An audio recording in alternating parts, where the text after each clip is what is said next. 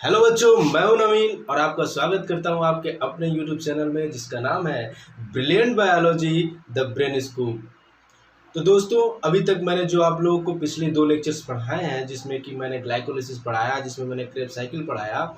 I hope कि आप लोगों को इसमें कोई दिक्कत नहीं आई होगी, कोई उसमें परेशानी नहीं होगी, क्योंकि मैंने उस तरीके से आप लोगों को समझा दिया है कि अब कोई दिक्कत उसमें आनी नहीं चाहिए। तो दोस्तों, आज हम काफ़ी इंपॉर्टेंट टॉपिक पढ़ने वाले हैं जिसमें बच्चों को इतना कन्फ्यूजन होता है, इतना कन्फ्यूजन होता है कि याद कैसे करें, समझे कैसे। बहुत से टीचर ऐसे भी होते हैं जो इसको प्रॉपरली समझाते नहीं है, भागते हैं इस टॉपिक से। ठीक है, लेकिन मैं अपनी तरफ से पूरी कोशिश करूंगा कि आपको ये जो टॉपिक है ना, electron transport system, electron transport chain, जो टॉपिक है, इस टॉपिक का पूरा निचोड़ आपको लाके दे दूँ, आपको पूरी तरह से इस तरीके से समझा दूँ जिससे कि आपको इस टॉपिक को फिर दोबारा पढ़ने को, फिर दोबारा उस तरीके से कंफ्यूज होने की ज़रूरत ना हो। आप एक बार मैं इस चीज़ को समझा दूँ, इस चीज़ को पढ़ा दूँ, तो फिर आप लोगों को इस टॉपिक में कोई कन्फ्यूजन ना रहे। आज जितना ये इलेक्ट्रॉन ट्रांसपोर्ट सिस्टम है ना, जितना आपको हैवी लगता है, जितना आपको लगता है कि अरे बाप रे कैसे इसको समझ में नहीं आ रहा, बुक पढ़ रहे हैं समझ में नहीं आ रहा है, इसको आज पूरा निचोड़ेंगे हम लोग। आज निचोड़ के इसका धुआं निकाल देना है। ये एनर्जी निकालता है, हम लोग इसका धुआं निकाल देंगे। आज इसका हम लोग क्या करेंगे, धुआं निकाल देंगे। ये क्या करता है कि जो हमारे में बॉडी, जो हमने ग्लूकोज को तोड़ा ना, ऑक्सीडेशन किया ग्लूकोज का, तो ग्लूकोज का ऑक्सीडेशन किया तो क्या बना, एनर्जी बन रहा है। तो ये एनर्जी निकालने का काम करता है, एनर्जी बनाने का काम करता है, लेकिन हम इसका धुआं बना देंगे आज हम लोग। ठीक है, चलिए शुरू करते हैं electron transport system. Electron transport system को खूब बारीकी से समझते हैं, एक एक टॉपिक, एक एक चीज को समझने की कोशिश करते हैं। चलिए, तो इलेक्ट्रॉन ट्रांसपोर्ट सिस्टम का मतलब क्या हो गया भाइयों? इलेक्ट्रॉन ट्रांसपोर्ट सिस्टम का मतलब हो गया कि इलेक्ट्रॉन ट्रांसपोर्ट सिस्टम, ठीक है, इलेक्ट्रॉन ट्रांसपोर्ट सिस्टम, यानी कि इसमें क्या लग रहा है, इलेक्ट्रॉन ट्रांसपोर्ट सिस्टम।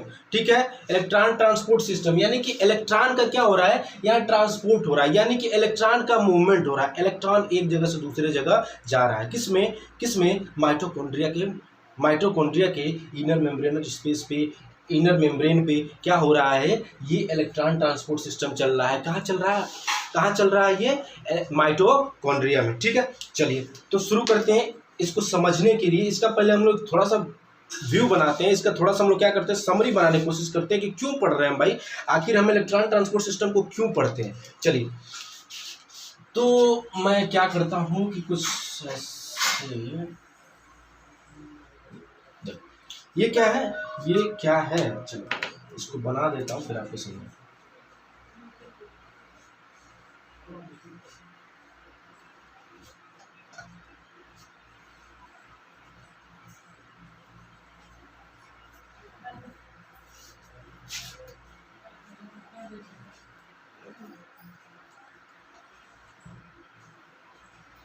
इसको पहचान रहे होगे आई थिंक सब लोग।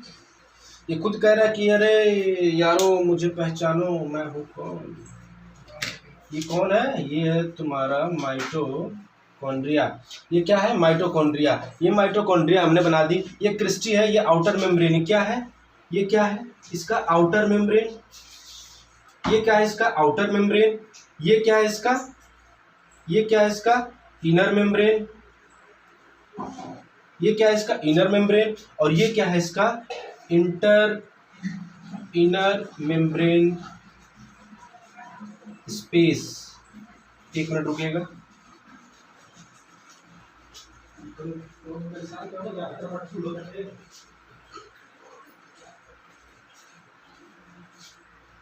Inner membrane space, outer membrane, inner membrane, inner membrane space. ठीक है, चलिए तो अब हम शुरू से एक बार पूरी चीज़ों को समरी बनाते हैं, पूरी चीज़ों को समरी बनाने की कोशिश करते हैं कि सबसे पहले हमने क्या किया था, एक ग्लूकोज का मॉलिक्यूल लिया था। क्या लिया था, ग्लूकोज का मॉलिक्यूल लिया था। थोड़ा फास्ट करेंगे, ग्लूकोज का मॉलिक्यूल लिया था। तो ग्लूकोज के मॉलिक्यूल को हमने क्या किया था, तोड़ के हमने क्या बनाया था, 2 मॉलिक्यूल ऑफ पायरुविक एसिड बनाया था। 2 मॉलिक्यूल ऑफ पायरुविक एसिड बनाया था। ठीक है, किस प्रोसेस के थ्रू बनाया था इसको, हमने बनाया था ग्लाइकोलाइसिस के प्रोसेस से।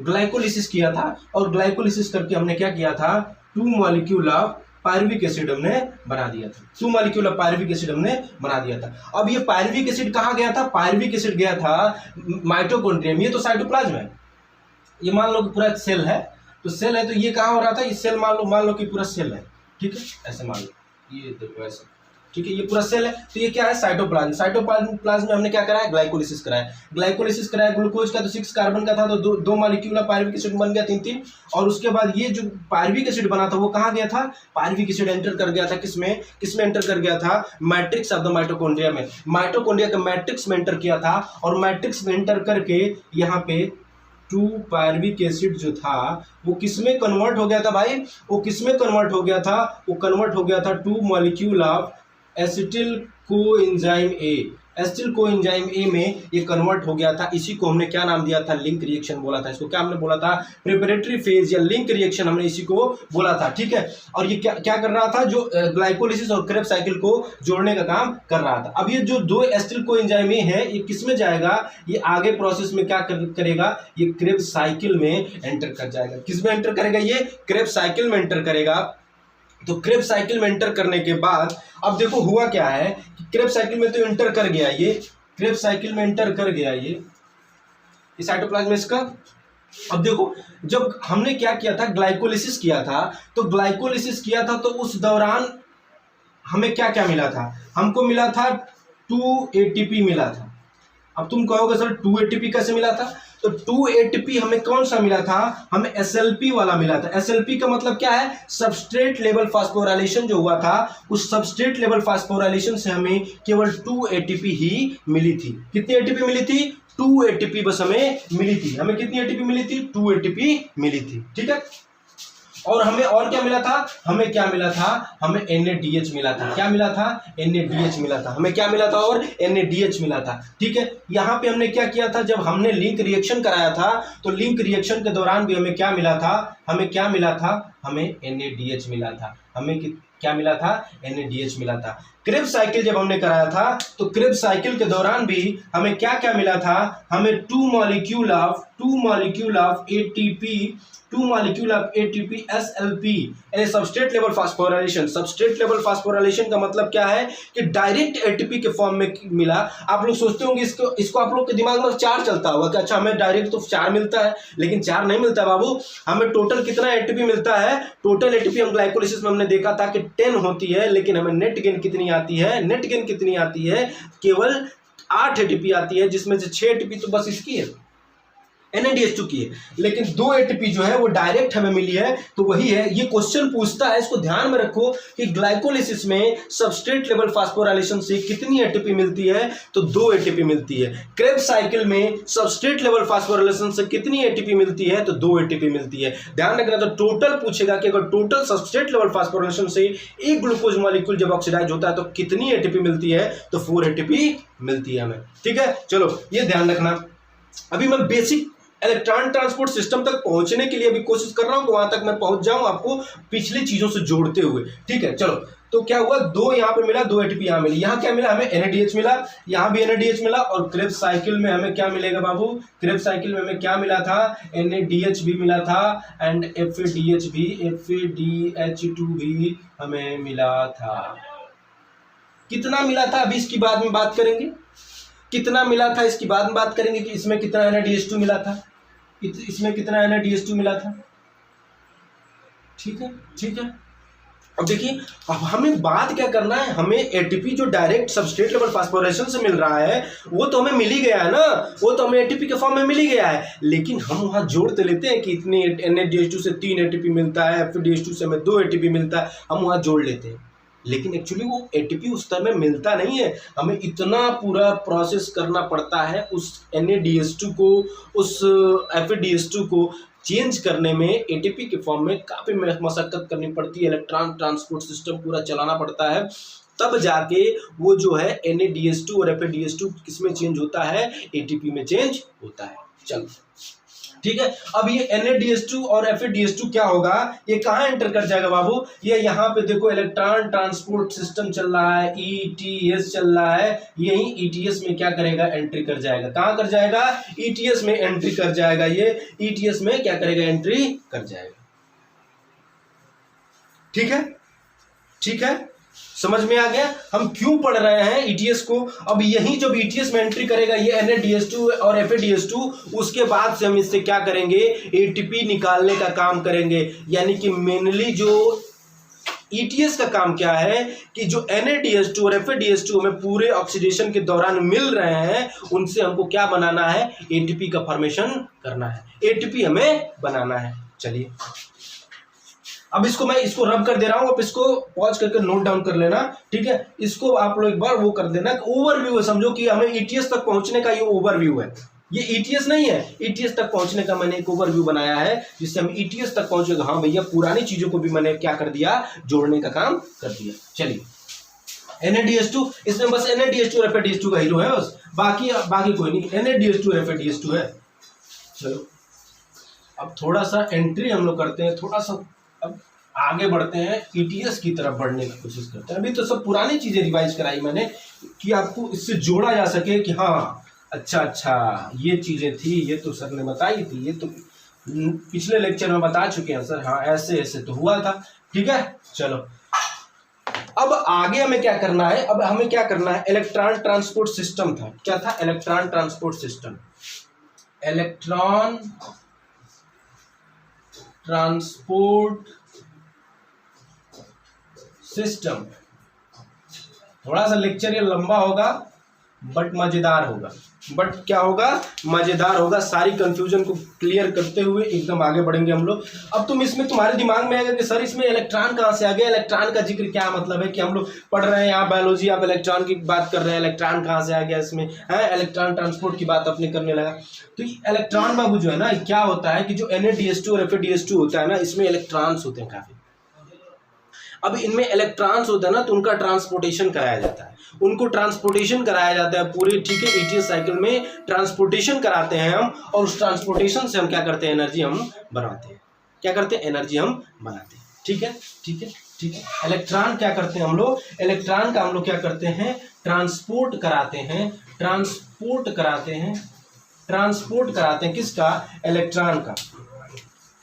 अभी इलेक्ट्रॉन आता कहां से भाई, अब इलेक्ट्रॉन आता कहां से, जो NADH2 है, NADH2 एंड FADH2 है, FADH2 है, ये क्या करते हैं, ऑक्सीडाइज हो जाते हैं, ऑक्सीडाइज हो जाते हैं, और ऑक्सीडाइज होके क्या करते हैं, इलेक्ट्रॉन रिलीज करते हैं, इलेक्ट्रॉन रिलीज करते हैं, क्या करते हैं, ऑक्सीडाइज होते हैं, और ऑक्सीडाइज होके क्या करते हैं, इलेक्ट्रॉन रिलीज करते हैं, इलेक्ट्रॉन रिलीज करते हैं।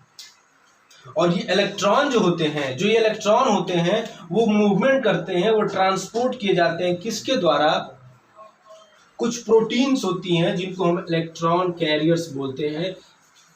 इलेक्ट्रॉन कैरियर्स के द्वारा, इलेक्ट्रॉन कैरियर्स के द्वारा हम क्या करते हैं, इनका ट्रांसपोर्ट किया जाता है, इनका ट्रांसपोर्ट किया जाता है इलेक्ट्रॉन कैरियर्स के द्वारा। इलेक्ट्रॉन को कैरियर्स मतलब जो इलेक्ट्रॉन को कैरी करते हैं और हेल्प करते हैं मूवमेंट में, उनको हम क्या कहते हैं, इलेक्ट्रॉन कैरियर्स बोलते हैं। तो इलेक्ट्रॉन कैरियर्स द्वारा हम क्या करते हैं, इनका मूवमेंट कराते हैं।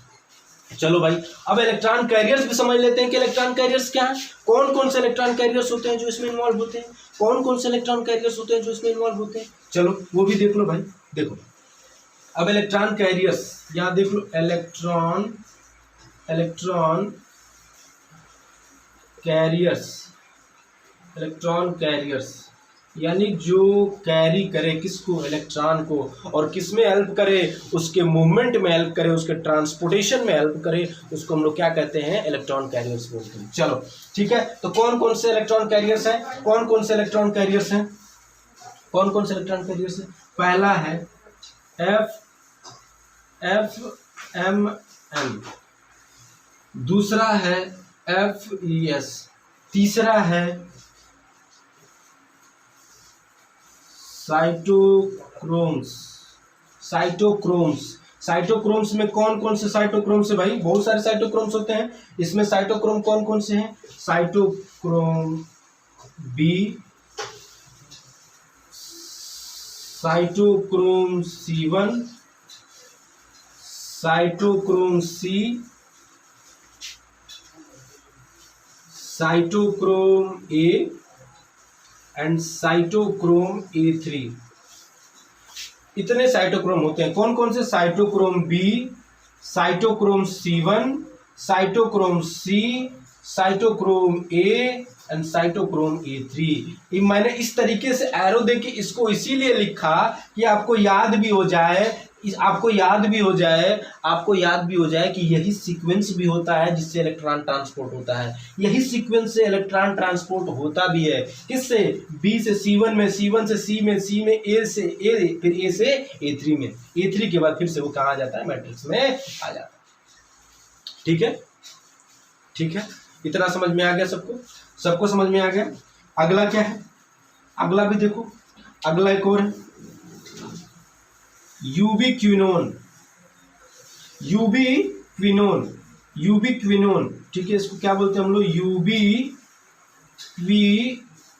बोलते हैं। क्या बोलते हैं? यूबिक्विनोन बोलते हैं। ठीक है, इसका एक और एनसीईआरटी ने नाम दिया हुआ है COQ। क्या बोला है इसको? COQ।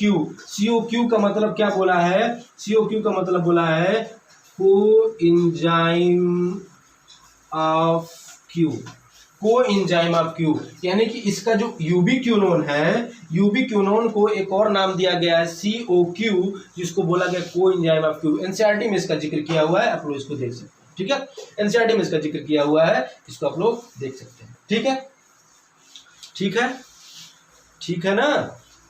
इतना समझ में आ गया? आप इसको ध्यान में रखोगे, आगे अभी बताऊंगा तो और चीजें याद हो जाएंगी यार। ये जब भी तुमको हार्ड लग रहा होगा, बस इतना ही खेल है, ये याद होगा, खत्म। इलेक्ट्रॉन ट्रांसपोर्ट सिस्टम थोड़ा सा आप लोगों को जो चीजें हैं बहुत हार्ड लगता होगा, लेकिन हार्ड कुछ है नहीं, थोड़ा सा कॉम्प्लेक्स है, थोड़ा सा समझने की जरूरत है बस, और सब समझ में आ जाएगा। कुछ ज्यादा रटने की जरूरत नहीं है आपको। ऐसा नहीं कि कुछ ट्रिक बना के याद करा दूंगा मैं, लेकिन आपको ऐसी चीजें बताऊंगा कि आप उसको फिर भूलोगे नहीं। चलो, तो आपको इतना देख लिया, आपने इतना देख लिया। चलो इसको नोट डाउन कर लो, इसको नोट डाउन करो।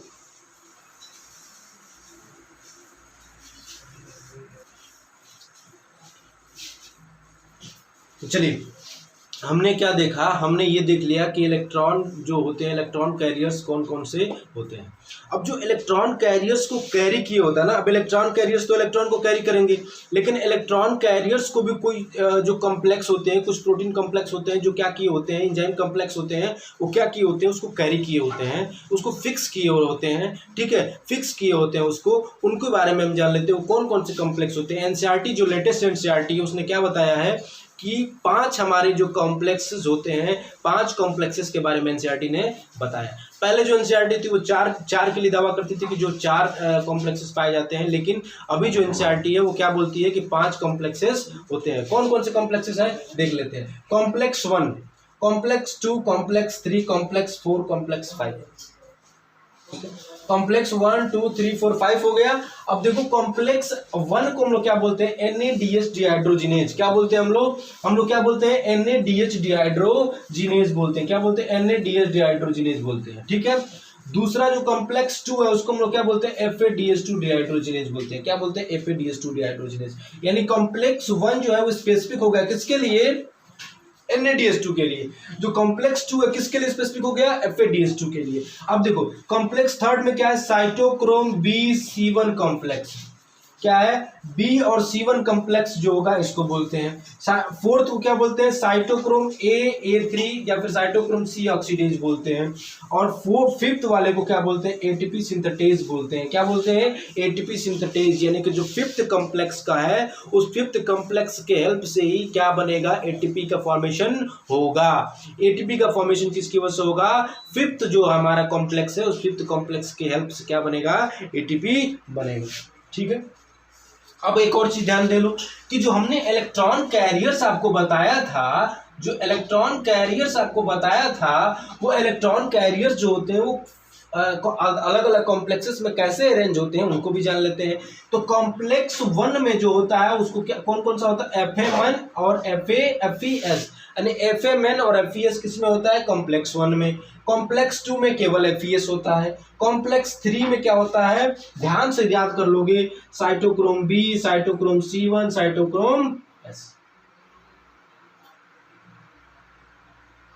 है ना? है ना?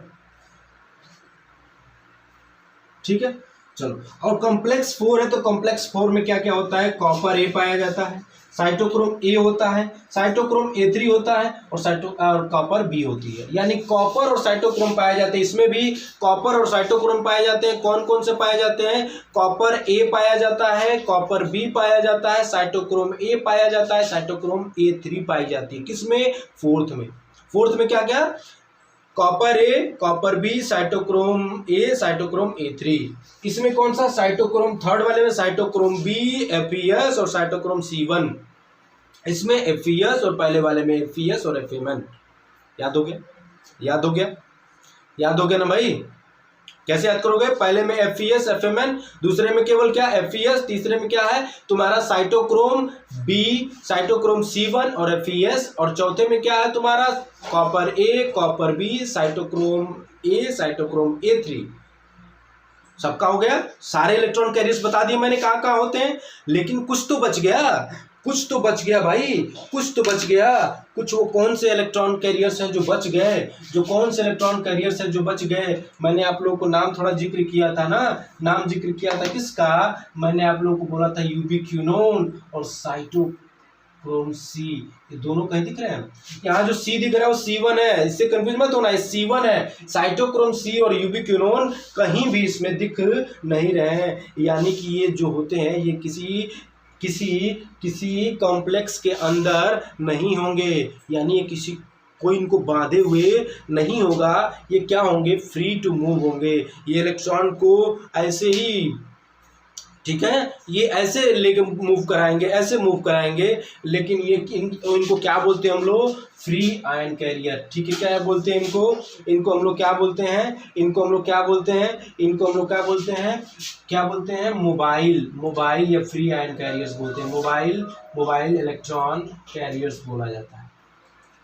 यानी मूव करते हैं, क्या करते हैं, ये मूव करते हैं। और ये जो जितने मैंने बताए तो आपको, जो इलेक्ट्रॉन कैरियर्स हैं ये क्या होते हैं, ये फिक्स्ड एक जगह प्लेस होते हैं, ये एक जगह फिक्स्ड प्लेस होते हैं। इनका कोई क्या है, इनका इनका इनका इनका मूवमेंट नहीं होता। ये एक जगह क्या होते हैं, ये एक जगह क्या होते हैं, ये फिक्स्ड होते हैं। ठीक है, ये एक जगह क्या होते हैं, फिक्स्ड होते हैं। चलिए, इतना हमें समझ में आ गया। हमने कॉम्प्लेक्स देख लिया, हमने इलेक्ट्रॉन कैरियर्स देख लिए, हमने इतना, हमने बेसिक अपना जो अपना बेस है ना इलेक्ट्रॉन ट्रांसपोर्ट चेन का, वो पूरा तैयार कर लिया है। इलेक्ट्रॉन ट्रांसपोर्ट चेन का बेस हमने तैयार कर लिया है। ठीक है, अब चलेंगे इलेक्ट्रॉन ट्रांसपोर्ट चेन पे, हम समझेंगे इलेक्ट्रॉन ट्रांसपोर्ट चेन को, समझेंगे सीधे कि इलेक्ट्रॉन ट्रांसपोर्ट चेन कैसे चलती है। चलो इसको नोट डाउन कर लो।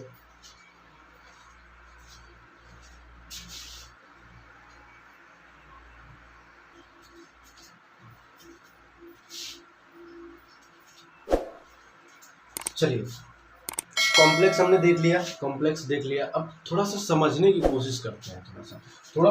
अब इन चीज, अब देखो कि इसको देख के घबराना नहीं है। पहली चीज, कुछ खाने वाली चीज नहीं है, कुछ ऐसा नहीं है कि तुमको खा जाएगी।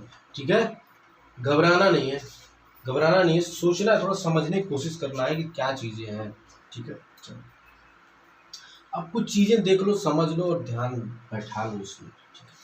ये देखो, देखो ये क्या है, ये तुम्हारा F1 और F0 और F1 पार्टिकल है। ठीक है, ये तुम्हारा कॉम्प्लेक्स 4 है, कॉम्प्लेक्स थर्ड है, सेकंड है और फर्स्ट है। जैसे मैंने बताया था एफएमएन एफईएस। ठीक है, एफईएस है यहाँ पे, साइटोक्रोम बी, एफईएस C1 ए, कॉपर ए, साइटोक्रोम ए3 और कॉपर बी, F0 F1। ठीक है, ये तुम्हारा मैट्रिक्स है। ध्यान रखना, ये माइटोकॉन्ड्रिया समझो, ये इंटरमेम्ब्रेनल स्पेस है, यहीं पे होने वाला है क्या, तुम्हारा तुम्हारा इलेक्ट्रॉन ट्रांसपोर्ट चेन। ये तुम्हारा आउटर मेम्ब्रेन, तो तुम्हारा इनर मेम्ब्रेन स्पेस है, ये इनर मेम्ब्रेन स्पेस है ये तुम्हारा। ठीक है, ये क्या है तुम्हारा, इनर माइटोकॉन्ड्रियल मेम्ब्रेन है, ये इनर माइटोकॉन्ड्रियल मेम्ब्रेन है और ये तुम्हारा मैट्रिक्स है। इनर माइटोकॉन्ड्रियल मेम्ब्रेन, मैट्रिक्स और इनर माइटोकॉन्ड्रियल स्पेस, ये स्पेस है इनर मेम्ब्रेन और आउटर मेम्ब्रेन के बीच की स्पेस है। कौन, ये इनर। ठीक है, समझ गए, समझ गए। चलो, ये हमने बताया था कि ये NaDH के लिए क्या होता है, स्पेसिफिक होता है, ये FADH के लिए होता है। इतना दिमाग में होगा। चलो, होता क्या NAD और FADH का। अब देखो, पहले NADH के बारे में अगर समझो, NADH के बारे में अगर समझो, ये मैट्रिक्स है, हम जान गए ये मैट्रिक्स है। देखो, अगर NADH के बारे में समझो तो देखो, NADH के बारे में अगर समझना चाहो तो देखो क्या, कि क्या होता है कि जो NADH होता है, NADH कहाँ पे होता है, मैट्रिक्स में हमारा मिला होता है। जितने भी NADH है सारा कहाँ पे आ गया, मैट्रिक्स में आ गया। क्या करेंगे, हमें जो ग्लाइकोलिसिस से मिला था, हमें जो क्रेब्स साइकिल से मिला था, हमें जो लिंक रिएक्शन से मिला था, सारे NADH कहाँ आ गए बाबू, सारे NADH कहाँ पे आ गए हैं, सारे NADH आ गए मैट्रिक्स में। सारे NADH कहाँ पे आ गए, मैट्रिक्स में। अब देखो मैट्रिक्स से क्या हुआ कि ये जो NADH था ना, NADH का क्या हुआ कि NADH जो है वो किस में ऑक्सीडाइज हो गया, NAD+ में। किस में ऑक्सीडाइज हो गया, NAD+ में। NAD+ में क्या हो गया, ये ऑक्सीडाइज हो गया। किस क्या हो गया, ऑक्सीडाइज हो गया, ये ऑक्सीडाइज हो गया Na, ठीक है, ऑक्सीडाइज हो गया। और जब ऑक्सीडाइज हो गया तो ऑक्सीडाइज होते ये क्या करेगा, इलेक्ट्रॉन रिलीज करेगा। क्या करेगा भाई, ये इलेक्ट्रॉन रिलीज करेगा। इलेक्ट्रॉन का क्या करेगा, रिलीज करेगा। किसका, इलेक्ट्रॉन का। देखो तो ये देखो इलेक्ट्रॉन इसने रिलीज कर दिया, इलेक्ट्रॉन रिलीज करेगा। और इलेक्ट्रॉन रिलीज करेगा ना तो उस समय देखो कुछ मैट्रिक्स में क्या होते हैं, हाइड्रोजन भी होते हैं और एक हाइड्रोजन यहाँ से भी हाइड्रोजन टूटता है। तो क्या होता है, हाइड्रोजन का साथ में भी, इलेक्ट्रॉन के साथ हाइड्रोजन का भी मूवमेंट होगा, प्रोटॉन का भी मूवमेंट होगा। ठीक है, चलो तो इलेक्ट्रॉन का मूवमेंट पर करा देते हैं, कैसे कैसे मूवमेंट होगा। यहाँ से ऑक्सीडाइज हुआ NAD, तो ये अपना इलेक्ट्रॉन किसको दे देगा, FMN को दे देगा। FMN क्या करेगा, इस इलेक्ट्रॉन को आगे अपने FES के पास पहुंचा देगा। और FES क्या करेगा, इस इलेक्ट्रॉन को यूबिक्विनोन को ट्रांसफर कर देगा। क्या करेगा, यूबिक्विनोन को ट्रांसफर कर देगा। ध्यान रखना कि जो इलेक्ट्रॉन इसके ऑक्सीडेशन से निकलेगा, ध्यान रखना कि जो इलेक्ट्रॉन इसके ऑक्सीडेशन से निकलेगा वो सेकंड कॉम्प्लेक्स में नहीं जाएगा। क्यों नहीं जाएगा, क्योंकि सेकंड कॉम्प्लेक्स जो है वो FADH2 के लिए क्या है, स्पेसिफिक है। ठीक है, तो यहां से इलेक्ट्रॉन यूबिक्विनोन के पास गया और यूबिक्विनोन जो है ये क्या करेगा, हाइड्रोजन भी रिसीव करेगा और हाइड्रोजन रिसीव करके क्या बन जाएगा, UQH2 बन जाएगा। और UQH2 बनने के बाद ये क्या करेगा, आगे अपना ये इलेक्ट्रॉन को कहां ट्रांसफर कर देगा, ये इलेक्ट्रॉन को यहां ट्रांसफर करेगा। क्या करेगा, यहां इलेक्ट्रॉन को ट्रांसफर करेगा। यहां से इलेक्ट्रॉन कहां जाएगा, इलेक्ट्रॉन यहां से देखो यहां चला जाएगा, यहां से यहां, ये सीक्वेंस होगा एकदम, ध्यान रखो। यहां से यहां चला जाएगा, उसके बाद ये जो है ना, ये देखो ये साइटोक्रोम C में चला गया, ये इलेक्ट्रॉन यहाँ चला गया।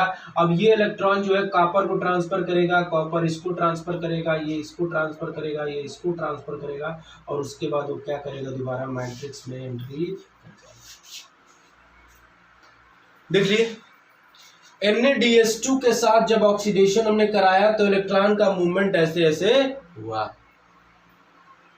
बड़ी मजेदार चीज यहां बताऊंगा, NCERT की कुछ चीजें बताऊंगा ऐसी जो आप कहोगे अरे यार अभी तक तो मैं इस पे ध्यान ही नहीं गया था, अभी तक तो इस पे हमने ध्यान ही नहीं दिया था। NCERT तो हम पढ़ते जाते हैं लेकिन क्या हमने इस चीज को ध्यान दिया है, क्या हमने इस चीज को ध्यान दिया है। ये NCERT के न्यू NCERT का फिगर है, न्यू NCERT का फिगर है, न्यू NCERT का फिगर है। ये ओल्ड NCERT का जब डायग्राम देखोगे, न्यू NCERT का डायग्राम है ये। देखो ओल्ड NCERT जब खोलोगे ना आप तो पुराने वाले NCERT में डायग्राम अलग दिया हुआ है। ये डायग्राम आप जो 14.4 फिगर है ना, इसको जाकर देखना आप, पुरानी NCERT आपके पास होगी तो उसमें इस तरीके का डायग्राम नहीं दिया हुआ है। ठीक है, ये डायग्राम चेंज किया NCERT, नए NCERT ने इसको चेंज किया हुआ है। जो 2022 और 23 की NCERT आई है ना, जो न्यू NCERT आई है उसमें ये वाला डायग्राम आया। चलो तो ये डायग्राम आया हुआ है, पुरानी NCERT में आपको डायग्राम नहीं मिलने वाला। चलो अब एक और चीज, कुछ और चीजें बताएंगे जो पुरानी और नई NCERT से क्या कॉन्ट्रडिक्शन कर रही है, आपको मैं बताऊंगा इस चीज में। चलिए तो क्या हो रहा है कि जब ये चीजें हो रही है ना तो यहाँ से क्या होता है ना, प्रोटॉन का ट्रांसफर होता है बाबू, प्रोटॉन का ट्रांसफर होता है, प्रोटॉन का ट्रांसफर होता है, प्रोटॉन का ट्रांसफर होता है। प्रोटॉन का ट्रांसफर यहाँ से होता है, जब यहाँ पे ये जाता है तो प्रोटॉन का ट्रांसफर यहाँ पे होता है, और जब यहाँ पे ये इलेक्ट्रॉन जाता है तो प्रोटॉन का ट्रांसफर यहाँ होता है। ठीक है, अब सवाल ये उठ जाता है कि कितने प्रोटॉन का ट्रांसफर हुआ, कितने H+ का ट्रांसफर हुआ, कितने H+ जाएंगे, कहाँ पे, इनर मेम्ब्रेनल स्पेस में कितने हाइड्रोजन का ट्रांसफर होगा मैट्रिक्स से, कितने हाइड्रोजन जब इसका ऑक्सीडेशन होगा तो जो कॉम्प्लेक्स 1 है, कॉम्प्लेक्स 3 है और कॉम्प्लेक्स 4 है, इससे कितने हाइड्रोजन को हम इनर मेम्ब्रेनल स्पेस में भेजेंगे। एक क्वेश्चन है, ये क्वेश्चन उठेगा कि कितने को भेजेंगे। तो देखो बाबू, जो पुरानी एनसीईआरटी थी और नई एनसीईआरटी में यहीं पे कॉन्ट्रडिक्शन आ जाता है कि जो पुरानी एनसीईआरटी है, पुरानी एनसीईआरटी ये कहती है कि जो H+ है वो मैट्रिक्स से जो यहाँ जा रहा है वो क्या हो रहा है, 2 जाता है। लेकिन न्यू एनसीईआरटी कह रही है, आप नई एनसीईआरटी को खोलोगे, ठीक है, न्यू एनसीईआरटी को पेज नंबर 233 पे, तो क्या कह रहा है कि ये 4H+ को भेज रही है। कहाँ से, जो कॉम्प्लेक्स 1 से 4H+ को भेज रही है, 4H+ को भेज रही है, कॉम्प्लेक्स 3 से भी 4H+ को भेज रही है, और इससे 2H+ को भेज रही है, इससे 2H+ को भेज रही है। कौन, न्यू एनसीईआरटी ऐसा कर रही है। चलिए FADS2 वाला भी देख लेते हैं, फिर आगे मैं इसको समझाता हूँ। चलो FADS2 का भी देख लेते हैं। FADS2 का क्या होगा, FADS2 में कैसे होगा, देखो FADS2 का हमने कराया, तो देखो FADH2, ये FAD में टूटा, इसका भी क्या हुआ, ऑक्सीडेशन। एंजाइम यहाँ पे देखो सक्सिनेट डिहाइड्रोजिनेज एंजाइम लगता है, सक्सिनेट डिहाइड्रोजिनेज एंजाइम लगता है। अब देखोगे तुम कि देखो बाकी सब तो देखो इसमें क्या है, ये इनर मेम्ब्रेन में ही प्रेजेंट है, लेकिन इसका थोड़ा सा पार्ट मैट्रिक्स में भी आया हुआ है। यहाँ पे देखो सक्सिनेट डिहाइड्रोजिनेज एंजाइम लगता है, और ये सक्सिनेट डिहाइड्रोजिनेज एंजाइम जो है ये किसमें भी हेल्प भी कर देता है। ये इसमें नीचे होने के कारण ये क्या कर देता है, जब आप देखोगे क्रेब्स साइकिल, तो क्रेब्स साइकिल में FAD से ही क्या बनता है, FADS2 बनता है। तो ये क्या हो गया, ये क्रेब्स साइकिल में भी हेल्प करता है, इसीलिए देखो क्रेब्स साइकिल में इसका जो आधा पोर्शन है वो मैट्रिक्स में प्रेजेंट इसका है। चलो ज्यादा सोचने वाली बात नहीं है। अब देखो यहां से अब क्या होगा कि ये जो होगा क्या होगा, अपना इलेक्ट्रॉन इसको दे दिया, हम इसने अपना इलेक्ट्रॉन इसको दे दिया। अब ये इलेक्ट्रॉन ये जो क्या करते हैं ना, ये इनको ट्रांसफर नहीं करता है इलेक्ट्रॉन, यूबिक्विनोन और को क्या और साइटोक्रोम को ये इलेक्ट्रॉन ट्रांसफर नहीं करते हैं, सब ये आके लेके जाते हैं, ये आके लेके जाते हैं। क्यों, क्योंकि ये मोबाइल इलेक्ट्रॉन कैरियर है, मोबाइल इलेक्ट्रॉन कैरियर है। ये क्या करते हैं, ये यहां से लेके आएंगे, यहां से भी लेके आएंगे, ये यहां से लेके आएगा, ठीक है, ये यहां से लेके आएगा और ये लेके यहाँ छोड़ के आएगा, यहाँ पे इसको छोड़ के आएगा। या नहीं है कि यहाँ पे इसको ये इसको ट्रांसफर करके इसको ट्रांसफर कर देगा, ट्रांसफर नहीं करेगा। ये क्या करेगा, जो FES से जाएगा, FES के पास, उससे इलेक्ट्रॉन लेगा, भाई दे दे मेरे को इलेक्ट्रॉन, फिर उससे इलेक्ट्रॉन लेगा और ले जाकर साइटोक्रोम B को देगा। साइटोक्रोम C भी ऐसे करता है, जाके साइटोक्रोम C1 से लेके आता है और कॉपर A को दे के जाता है।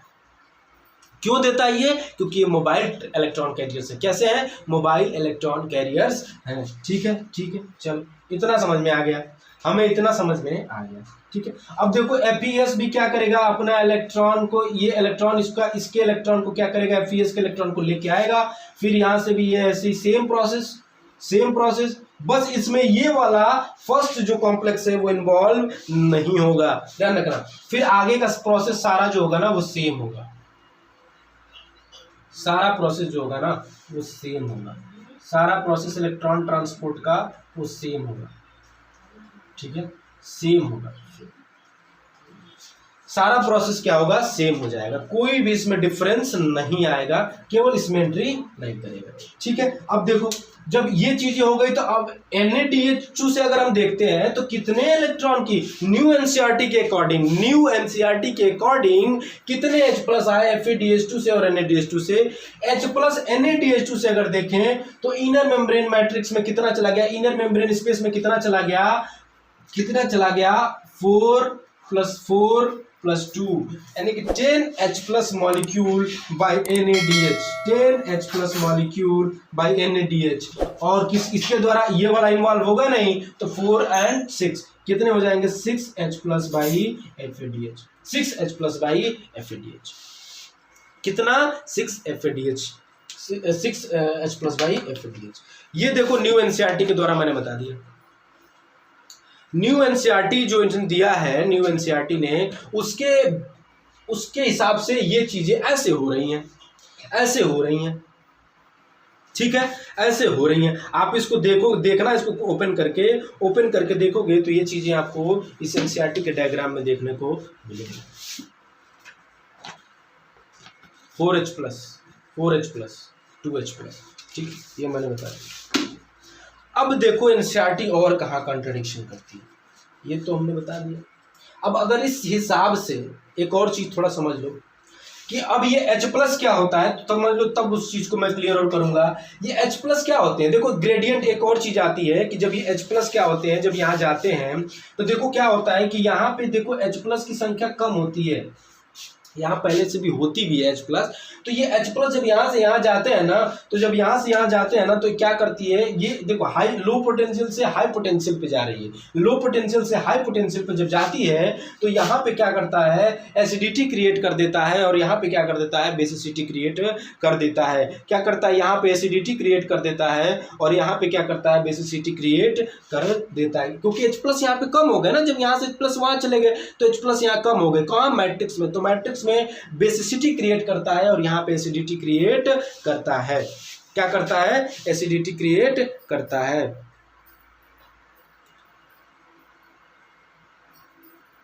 देखो, ठीक है, ठीक है, ठीक है।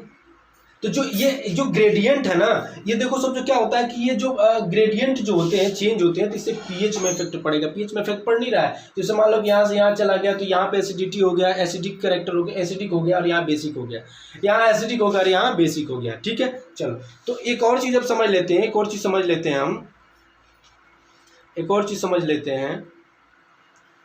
देखो कि जब ये H+ जो होता है ना, ये क्या करता है, ये H+ यहाँ से ये मूव करके यहाँ आता है। अब एक चीज थोड़ा सा और समझ लो, जो पूछ देता है कि ये देखो, ये जो है ना, इसका ये C साइट है, C साइट, और ये इसका क्या है, M साइट। क्या है, C साइड है, और ये इसका क्या है, M साइड है। यानी कि मैट्रिक्स की तरफ जो है वो क्या है, C साइड, और जो ये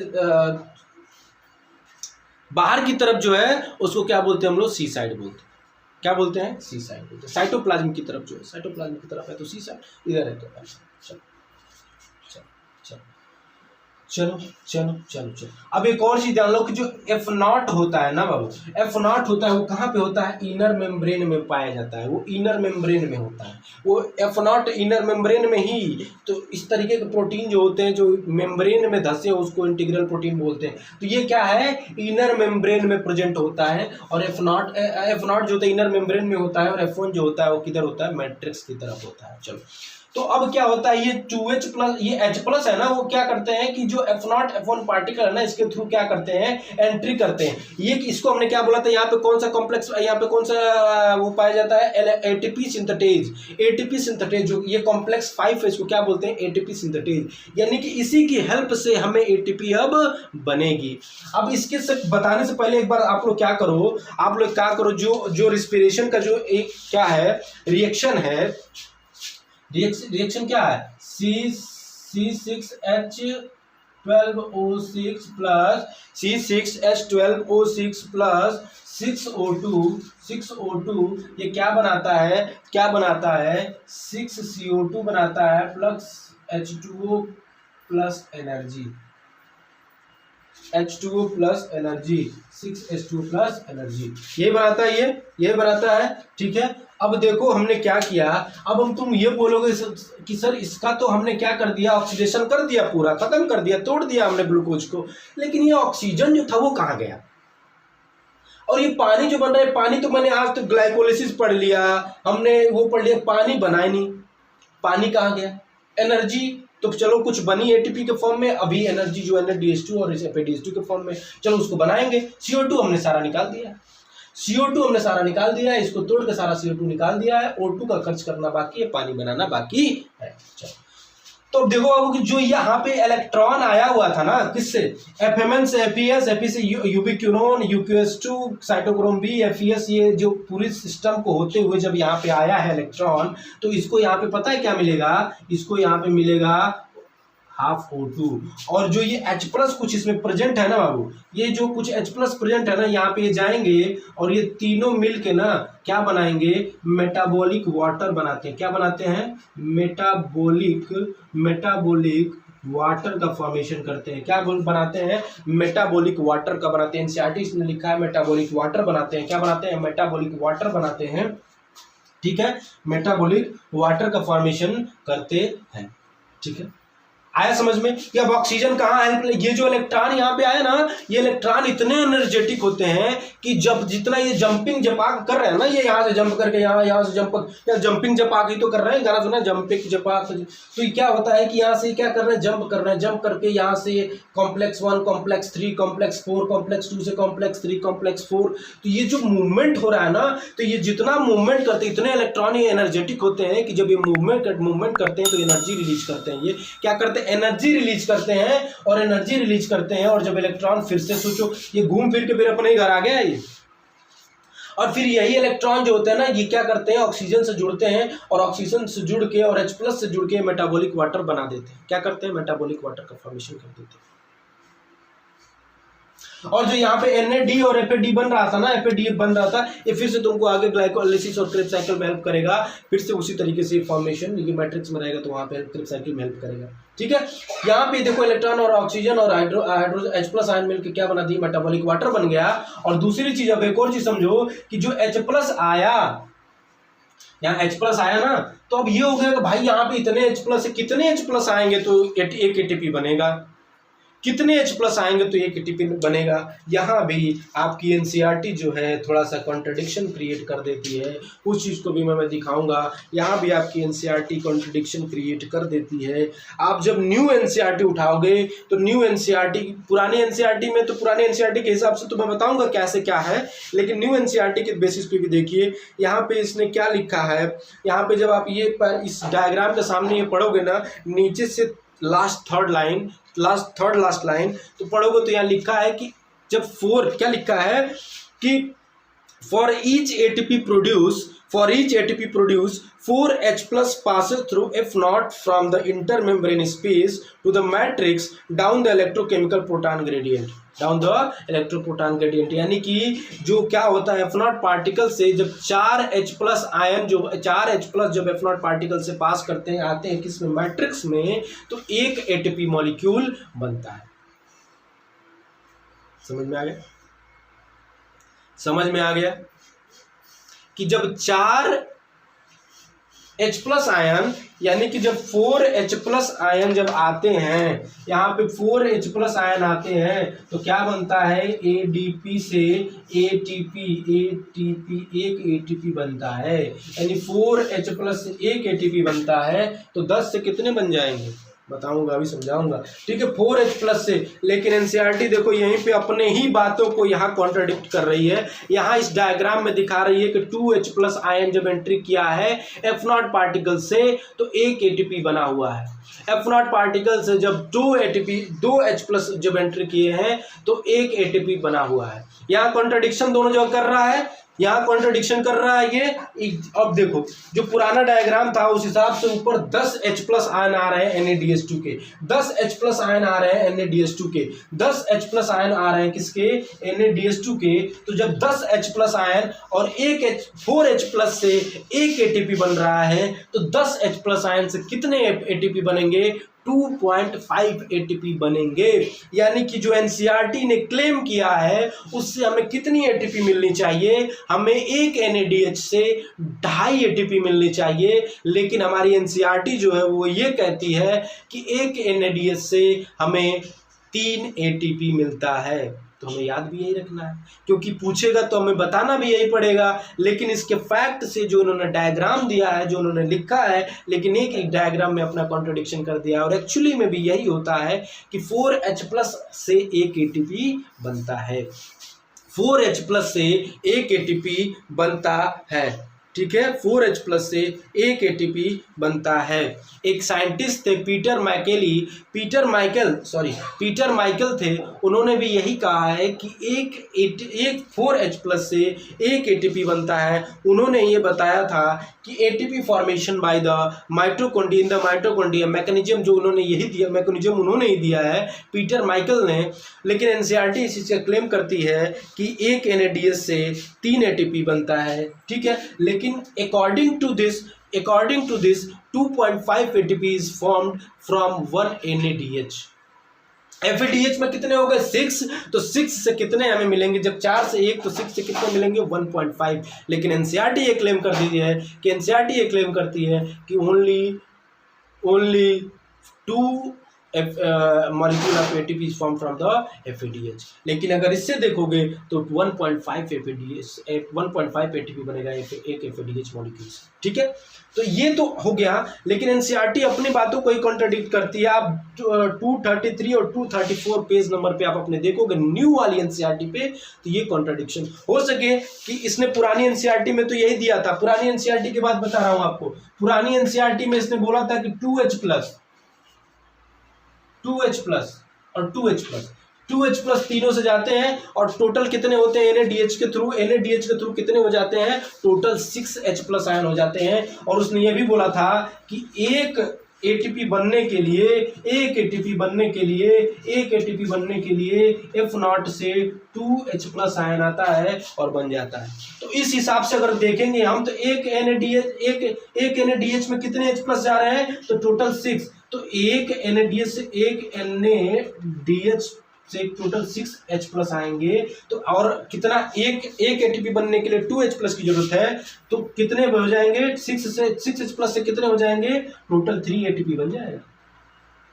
टोटल 3 एटीपी बन जाएगा पुराने एनसीईआरटी के हिसाब से। और देखो यहाँ पे क्या हो रहा है, 4, तो 4 से कितने बन जाएंगे, 2 बन जाएंगे। तो पुरानी एनसीईआरटी से तो ये उनकी बातें सिद्ध हो जा रही हैं, पुरानी एनसीईआरटी में भी यहाँ पे देखो 2-2 को भेजा था और यहाँ पे भी 2H+ ही लिखा था। यहाँ पे जो लिखा है 4H+, इसने 2H+ ही लिखा था। शायद भूल गया अपना ये डायग्राम सही करना, जो ये जो F0 और F1 पार्टिकल का जो डायग्राम है, इसने इसको शायद करेक्ट करना भूल गया है। ये अगली बार हो सके इसको भी करेक्ट करके भेजे। आप लोग हो सके अगर बात पहुंचा सकते हो तो बात वहां तक पहुंचाओ कि ये चीज अपने करेक्ट करो, नहीं तो इसको सेटिस्फाई करो कि तुम कहना क्या चाहते हो। तो यहाँ पे क्या हो गया, इस पुराने एनसीईआरटी के हिसाब से तो ये हो गया, और नई एनसीईआरटी के हिसाब से यहाँ पे 4H+ जाते हैं, टोटल 10H+ हो जाते हैं, और FADH2 से 6H+ हो जाते हैं। और लेकिन हमें ये ध्यान रखना एग्जाम में आएगा तो ये करना।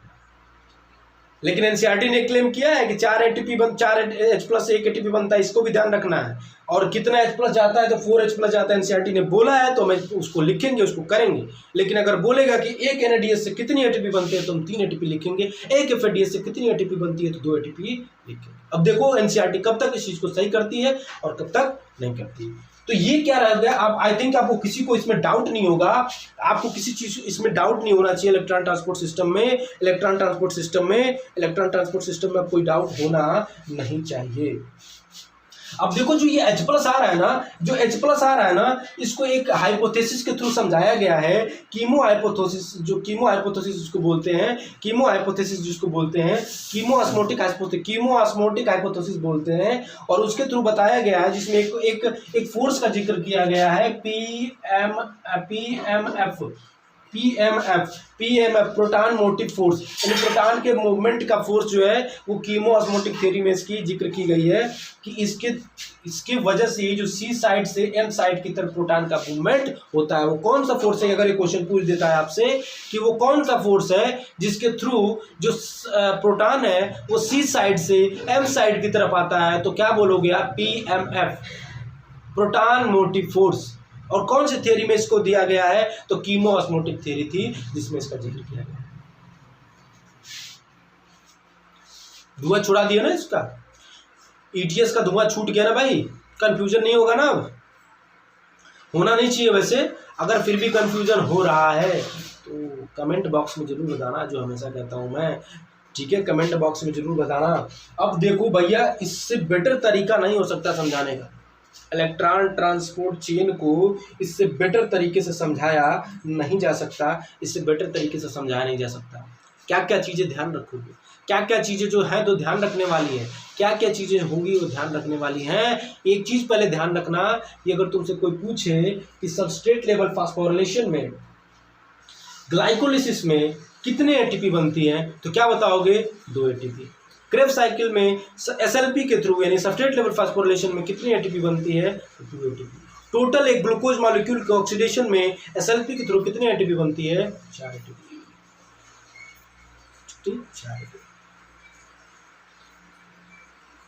आज समझिए, एक NADH2 से कितनी एटीपी बनती है, 3 एटीपी। एनसीईआरटी बोल रही है, ठीक है। ऐसे अगर फैक्ट पे जाओगे तो 2.5 ATP और FADH2 से 1.5 ATP, लेकिन FADH2 से 2 बताना है, NADH2 से 3 बताना है। कॉम्प्लेक्स कौन कौन से हैं? कॉम्प्लेक्स इसमें कौन कौन से आते हैं? Complex 1, complex 2, complex 3, complex 4, complex 5, new NCERT के अकॉर्डिंग। कॉम्प्लेक्स 1 क्या बोलता है? NADH dehydrogenase. दूसरा क्या होता है? FADH dehydrogenase. तीसरा क्या होता है? तीसरा क्या होता है तुम्हारा? Cytochrome B/C1 oxidase. चौथा क्या है तुम्हारा? Cytochrome A/A3 oxidase. पांचवा क्या है? F0 F1 पार्टिकल, यानी कि ये तुम्हारा क्या है? ATP synthetase. कौन कौन सी जो इलेक्ट्रॉन कैरियर्स होते हैं वो तुम्हारे फर्स्ट कॉम्प्लेक्स में पाए जाते हैं? वो तुम्हारा FMN और FES है। दूसरे में कौन सा पाया जाता है? केवल FES पाया जाता है। तीसरे में कौन सा पाया जाता है? साइटोक्रोम B पाया जाता है, FES पाया जाता है, साइटोक्रोम C1 पाया जाता है। फोर्थ वाले में कौन सा पाया जाता है? तो फोर्थ वाले में पाया जाता है तुम्हारा cytochrome cytochrome A3, copper A, copper B। और ये जितने भी अभी तक मैंने बताए सारे क्या होते हैं? फिक्स्ड इलेक्ट्रॉन कैरियर्स होते हैं। और दो ऐसे इलेक्ट्रॉन कैरियर्स हैं जो क्या होते हैं? मोबाइल होते हैं।